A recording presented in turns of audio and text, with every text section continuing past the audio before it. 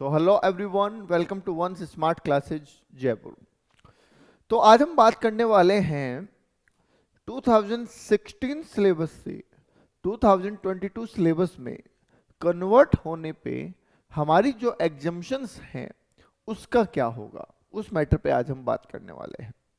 देखिए, जब नया सिलेबस इंट्रोड्यूस किया गया था तो उसी वक्त इस चीज़ का जवाब इंस्टीट्यूट ने दे दिया था, पर अभी तक इसकी ज़रूरत आपको पड़ी नहीं थी क्योंकि दिसंबर 2023 तक पुराने सिलेबस के अटेम्प्ट्स चल रहे थे। ठीक है, पर अब दिसंबर 23 जो था वो 2016 सिलेबस का आखिरी अटेम्प्ट था और अब कंपल्सरीली आपको 2022 में कन्वर्जन करना ही होगा।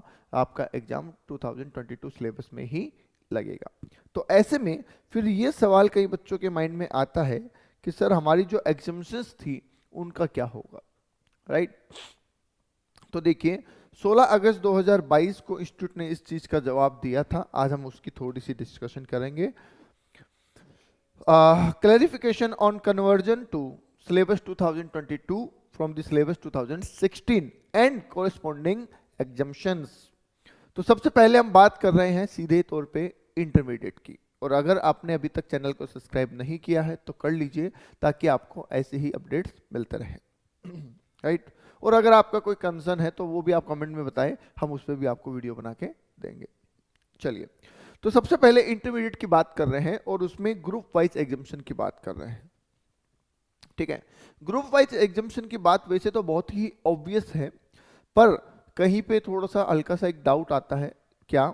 देखिए, अगर आपने 2016 में फर्स्ट ग्रुप क्लियर कर लिया है तो 2022 सिलेबस में आपका फर्स्ट ग्रुप एग्जम्प्ट हो जाएगा, मतलब कि अब आपको फर्स्ट ग्रुप देने की जरूरत नहीं है, राइट।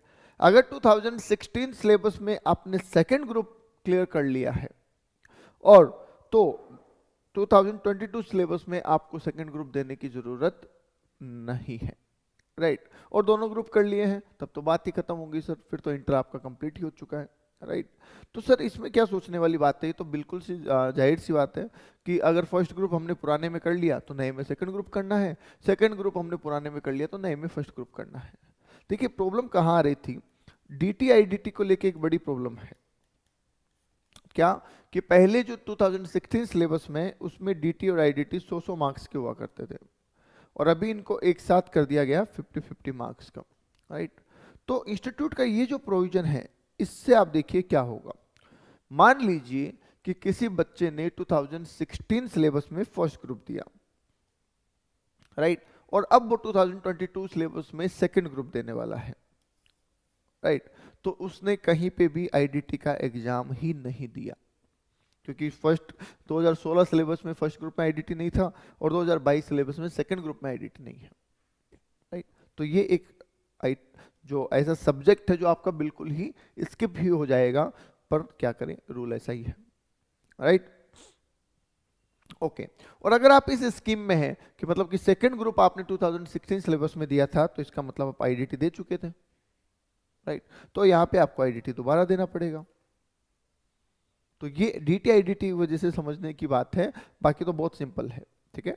तो फाइनली क्या हुआ कि अगर आपने ओल्ड सिलेबस में ग्रुप 1 दिया है तो न्यू में ग्रुप 1 नहीं देना है, ओल्ड में ग्रुप 2 दिया है, क्लियर हो गया है, तो न्यू में ग्रुप 2 नहीं देना है, राइट। तो ये डीटी आईडीटी को आप भूल जाइए, सिंपल चलिए कि जो ग्रुप हो गया वो आपको अब नए सिलेबस में नहीं देना है। नेक्स्ट आ जाइए, बात कर लेते हैं सब्जेक्ट वाइज। ये बड़ा पॉइंट, अच्छा पॉइंट है, तो ध्यान दीजिएगा। एग्जाम्शन का मतलब, सब्जेक्ट वाइज एग्जाम्शन कब आती है?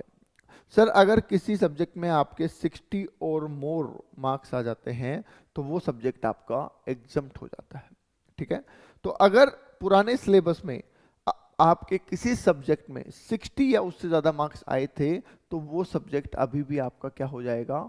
एग्जम्प्ट हो जाएगा, उसको आपको दोबारा देने की जरूरत नहीं है। बट अगेन यहां पे भी डीटी आईडीटी को ध्यान से समझना होगा। तो चलिए देखते हैं। देखिए, एफए पहले पेपर नंबर 5 हुआ करता था, अगर वो आपका एग्जम्प्ट है तो अभी जो एफए है पेपर नंबर 6 वो आपके लिए फुल्ली एग्जम्प्टेड है, ठीक है।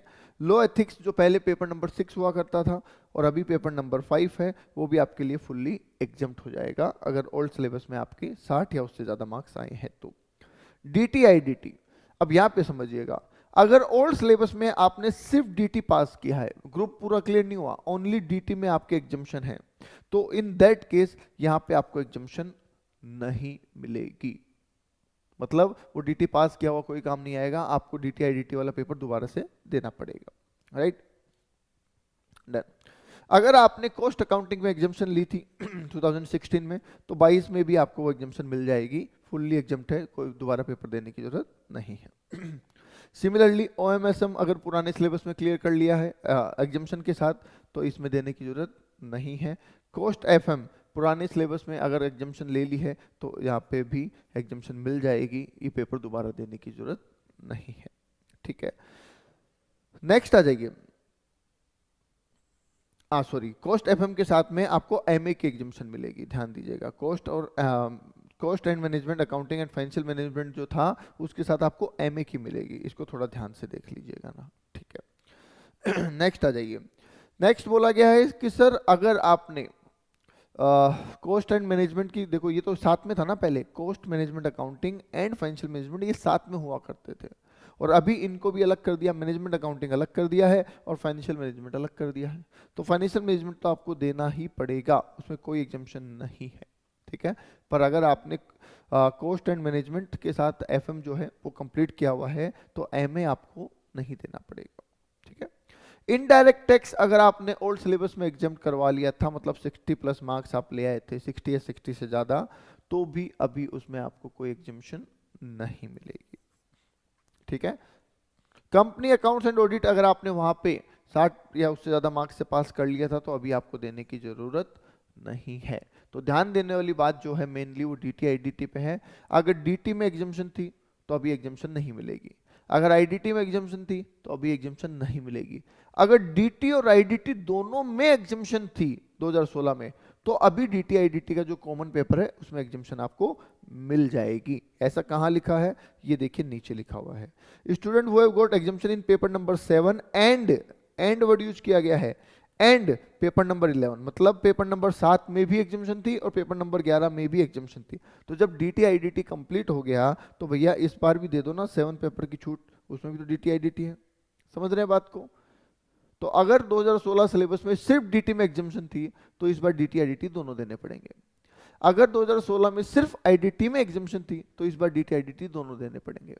और अगर 2016 में DT-IDT दोनों में एग्जाम्शन थी, तो इस बार DT-IDT दोनों एग्जाम हो जाएंगे, ओके।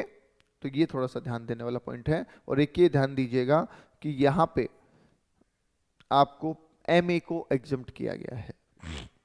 तो ये थी इंटरमीडिएट की बात। आ जाइए फाइनल की भी बात कर लेते हैं। फाइनल में क्या है, अगेन फाइनल में भी वही ग्रुप वाइज बात कर लेते हैं। तो अगर आपका थर्ड ग्रुप क्लियर हो चुका है, तो थर्ड ग्रुप को आपको यहाँ पे एग्जम्प्ट कर दिया गया है, दोबारा से देने की जरूरत नहीं है। अब नए सिलेबस में आप फोर्थ ग्रुप दे दीजिए। अगर आपका फोर्थ ग्रुप यहाँ पे क्लियर हो गया है, तो आपको फोर्थ ग्रुप नए सिलेबस में देने की जरूरत नहीं है, आप थर्ड ग्रुप यहाँ पे दे दीजिए, सिंपल, राइट। अब यहाँ पे भी कुछ सब्जेक्ट वाइज बातें कर लेते हैं, तो आइए देख लेते हैं। देखिए यहाँ में मेनली क्या सब कॉमन है, क्योंकि इतना ज़्यादा कोई चेंज नहीं हुआ कि पूरी बुक ही बदल दी हो, पूरा सब्जेक्ट ही ऐड ऑन कर दिया हो। तो अगर यहाँ पे आपका कॉर्पोरेट लॉ एग्जाम था, तो अब भी कॉर्पोरेट लॉ एग्जाम हो जाएगा। यहाँ पे SFM एग्जाम था, अभी भी SFM हो जाएगा। SCM DT CFR IDT cost and management audit SPM BV तो लीजिए। तो यहाँ पे फुल्ली एग्जाम्शन है, क्यों? क्योंकि सेम पेपर है, पेपर चेंज नहीं हुआ है। तो अगर आपके 2016 सिलेबस में किसी सब्जेक्ट में एग्जाम्शन है, तो वो 2022 सिलेबस में भी आपको मिल जाएगी, ठीक है। और 3 अटेम्प्ट के लिए ये होगी, ये ध्यान दीजिएगा, 3 टाइम्स, 3 अटेम्प्ट के लिए ये आपको एग्जाम्शन मिलने वाली है, इस बात का ध्यान रखिएगा, ओके। देखो यहाँ पे लिखा हुआ है,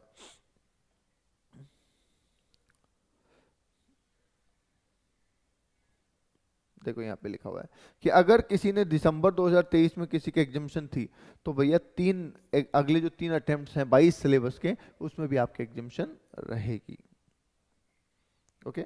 तो तो ये लीजिए, ये है आपका clarification regarding examination, subject wise examination, कि वो आपकी बनी रहेगी या लैप्स हो जाएगी। बिल्कुल लैप्स नहीं होगी, 3 अटेम्प्ट तक वो आपके लिए एग्जामिशन बनी रहेगी, राइट। चलिए, तो आज के लिए इतना ही। ऐसे ही अपडेट्स के लिए बने रहे हमारे साथ, चैनल को सब्सक्राइब कर लीजिए और दोस्तों के साथ इस वीडियो को शेयर कर दीजिए। Thank you.